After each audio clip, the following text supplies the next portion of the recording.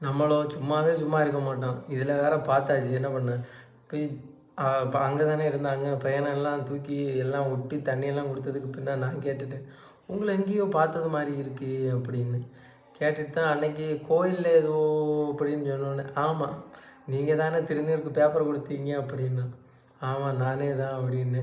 ஓ அப்போ வந்து பின்ன ஆமாம் அண்ணா நான் தான் அப்படின்னு சொன்னேன். அப்போ சொல்லிவிட்டு என்ன நீங்கள் என்ன ஒரே ஜாலியாக எல்லா பக்கம் சுற்றிட்டே இருக்கீங்க போல் அப்படின்னு சொல்லி கேட்டோம். ஆமாம் நாங்கள் இங்கே ஃபேமஸான ஏரியா இங்கே இருக்குதுன்னு சொன்னாங்க, அதனால் வந்தோம். அப்போ நீங்கள் எங்கே வேலை செய்கிறீங்க அப்படின்னு கேட்கும்போது இவங்க சொன்னாங்க, இந்த மாதிரி சத்தீஸ்கரில் இருக்கேன், இப்போ வந்து லீவுக்காக வந்திருக்கேன் அப்படின்னு சொன்னாங்க. அப்போ உங்கள் ஊர் என்ன ஊருன்னா கன்னியாகுமரி அப்படின்னு சொன்னாங்க. ஓ அப்படியா, சரி சரி அண்ணா அப்படின்னு சொல்லியாச்சு.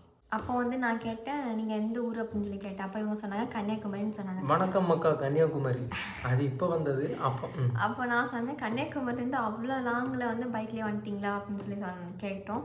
ஆமாம் அப்படி ஆமாம். வேற பின்ன வீட்டில் வெட்டியாக கிடந்து விஐபி ஆஃபீஸராக இருக்க நேரத்தில் எங்கேயாவது சுற்றி பார்க்கலான்னு சொல்லி ஒரு வாட்டி வாகமான் போகணும். நெக்ஸ்ட் ட்ரிப்பு அங்கே போகலான்னு போனோம். அப்புறம் இவங்க வந்து போகலை, அவ்வளோதான். இவங்க வந்து திருப்பியும் அந்த அண்ணாக்கு அடிபட்டுச்சில்ல. இதில் என்ன விஷயம் தெரியுமா, இவர் கூட வந்து வேலைக்காக எங்கள் ஊர் தான் அந்த அண்ணா, பட் வேலைக்காக இவரோட ஊருக்கு போயிருக்காங்க. கன்னியாகுமரியில் வேலை செஞ்சுட்டு இருந்திருக்காங்க அந்த அண்ணா வந்து என்னோட காலேஜில் வந்து சூப்பராக படிப்பாங்க. என்னோட சீனியர் அண்ணா அவங்க. அப்போது அந்த அண்ணாவை லவ் பண்ணுற பொண்ணு வந்து என்னோடய கிளாஸ்மேட்டு.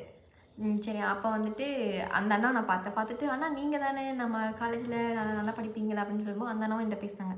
அப்போ இது யாருன்னு, இது என் ஃப்ரெண்டு அப்படின்னு சொல்லி சொன்னாங்க. அதோட முடிஞ்சிச்சு. அப்போ இவங்களும் கிளம்பிட்டாங்க, நானும் என் வீட்டுக்கு வந்துட்டேன். கிளம்பிட்டேன்னா ஆமாம், ஊருக்கு கிளம்பிட்டு இல்லை மாமா. இவங்க கிளம்புனேன். ஆனால் ஒன்று கேட்டேன் இல்லை, நம்பர் வேணும் கேட்டேன். நம்பர் வேணும் கொடுக்கல பாஸ். நானும் நம்பர் வேணும்னு கேட்கல, சரி போய் பேசினேன். சரி என்ன ஏது அன்னைக்கும் பார்த்தேன், இன்னைக்கும் எதாச்சியாக பார்க்க வேண்டியது வந்திருக்கு அப்படின்னு சொல்லிட்டு சும்மா பேசிட்டு நம்பருன்னு சொன்னேன். ஆனாலும் போன உடனே நாமளே ஏற்கனவே நல்ல பையன், இன்னும் போன உடனே போய் நம்பர்லாம் கேட்க முடியுமா? சரி அப்படி தூரமாக பேசிட்டு விட்டுட்டோம். அவங்க அம்மா எல்லாம் இருந்தாங்கல்ல, அதனால் அப்படி விட்டுட்டோம். நம்ம நேரம் ட்ரிப்பும் அன்னைக்கு போக முடியல. அப்படியே அந்த பையனை தூக்கிட்டு நாம காலேஜில் அந்த பொண்ணு படிச்சிருக்கு. அப்போ அந்த பொண்ணு நம்பர். ஆமாம் அதே தான். அப்போ வந்து இவர் கிளம்பிட்டாரு. கிளம்பின பின்ன வந்து நான் நம்பர் தரல இல்லை. அப்போ இவர் வந்து என்னையே திங்க் சுற்றி வளைச்சி நல்லா பார்த்தேன். வாய்ப்பு இல்லை ராஜா, வாய்ப்பு இல்லை. இவர் வந்து என்னையே திங்க் பண்ணிகிட்டே இருந்திருக்காரு. ஏன்னா எனக்கு அப்பா டெத் ஆகிட்டாங்களா, அதனால வந்து பசங்க யாரையும் நம்ப இஷ்டம் இல்லை. அந்த டைமில் எனக்கு நல்லவராக கெட்டவரை எதுவுமே தெரியாதுல்ல. ஸோ அந்த நம்பர் தரல.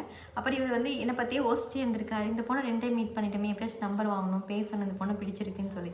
அப்புறம் என்னோட காலேஜில் படித்த சீனியர் அண்ணா இருக்காங்களே, அந்த அண்ணா வந்து இவரோட ஃப்ரெண்டு, இவர் வீட்டில் வேலை செஞ்சார். அப்போ அவர்கிட்ட கேட்டிருப்பாங்க போல், என்னை பற்றி விசாரிச்சிருப்பாங்க போல். அப்போது என்னை பற்றி எல்லாம் சொல்லியிருப்பாங்க போல், இந்த பொண்ணு இப்படி தான், அப்பா இல்லை இப்படிலாம் சொல்லியிருப்பாங்க போல். சொன்னதுனால அந்த அண்ணா இருக்காங்களே, எங்கள் காலேஜில் படித்தான், இவரோட ஃப்ரெண்டு, அந்த ஃப்ரெண்டோட லவர் வந்து என்னோடய கிளாஸ்மேட்டு. அந்த பொண்ணு கூட நான் அவ்வளோ பேச மாட்டேன், ஜஸ்ட் கிளாஸ்மேட். அப்போ அந்த பொண்ணு வந்து என்னோட நம்பர் வந்து அந்த பொண்ணுகிட்ட இருந்துச்சு. அப்போ அந்த பொண்ணு வந்து நம்பர் கொடுத்துருக்காங்க அந்த அண்ணாட்ட. அந்த அண்ணா வந்து இவருக்கு நம்பர் கொடுத்துருக்காங்க. ஆனால் என்ன விஷயம் தெரியுமா, இதில் ஒரு ட்விஸ்ட் இருக்குது. என்னென்னா நம்பர் கொடுத்தாங்க, பட் இவர் காலும் பண்ணல, எனக்கு இவர் பற்றி தெரியாது. ஏன்னா நமக்கு ஒரு எண்ணம் இருக்குது, என்ன நம்பர் கிடைச்சா நல்லா இருக்கு, ஏன்னா எல்லாரும் சொல்ல மாதிரி கிடச்சின்னு சொல்லி நம்ம மிஸ்யூஸாக யூஸ் பண்ணது, சும்மா ஃபோன் பண்ணது அதெல்லாம் இல்லை. ஒரே ஒரு டைம் மட்டும் மெசேஜ் மட்டும் போட்டேன், அவ்வளோதான். அது என்ன விஷயம் தெரியுமா, என்னோட ஃபோனில் வந்து மெசேஜ் சேவ் பண்ணாத நம்பர் மெசேஜ் பண்ணாலோ கால் பண்ணாலோ பிளாக் லிஸ்ட்டில் போயிடும். அப்படி இந்த மாதிரி ஆப்ஷன் இருக்குல்ல, அந்த மாதிரி வந்து என்னோட ஃபோனில் வச்சுருந்தேன். இவரும் ஒரு டைம் மெசேஜ் பண்ணேன், அது பிளாக் லிஸ்ட்டில் போயிடுச்சு. போனது மட்டும் இல்லை, வாட்ஸ்அப்பில் இருக்கான்னு பார்த்தேன், இருந்துச்சு. சந்தோஷம். அங்கே போய் மெசேஜ் பண்ணலான்னு மெசேஜை போட்டு விட்டா அங்கே டிக்கும் வரல, ஒன்றும் வரல. என்னடா இதுன்னு பார்த்தா ஆன்லைனில் வருமானு பார்த்தா நோ ரியாக்ஷன், ஒரு இதுவும் இல்லை. அப்போ நான் நினச்சேன், சரி நம்பர் அவங்க எடுத்து கொடுத்தது ஏதோ அவங்க வீட்டில் உள்ள யாராவது நம்பராக இருக்கும், இருந்துட்டு போட்டு இன்னும் என்ன பண்ணது, சரி இது யூஸ் இல்லைன்னு தெரிஞ்சு போச்சுல, அப்படியே விட்டுலாம் நானும் விட்டுட்டேன். அதுக்கு பின்ன என்ன ஆச்சுன்னா, இவர் வந்து போலீஸ் எக்ஸாமுக்கு வந்து போலீஸ்க்கு வந்து ட்ரை பண்ணிட்டு இருந்தார். அந்த டைமில் படிச்சுட்டு இருந்தார். அந்த டைமில் என்னாச்சுன்னா, இவருக்கு வந்து ஏதோ விளாண்டுட்டு இருக்கும்போது, போலீஸ் எக்ஸாமுக்கு படிச்சுட்டு இருக்க டைமில் போலீஸ் எக்ஸாம் படிச்சுட்டு இருந்தேன் ஒன்று. 2வது விஷயம், வாலிபால் பிளேயராக வாலிபால் விளையாடப்போ ஒரு மேட்ச்சுக்கு போன டைமில் எனக்கு கொஞ்சம் சின்ன இதாகிடுச்சு. விளையாடிட்டே இருக்கும்போது சின்ன ஆக்சிடெண்ட் ஆச்சு.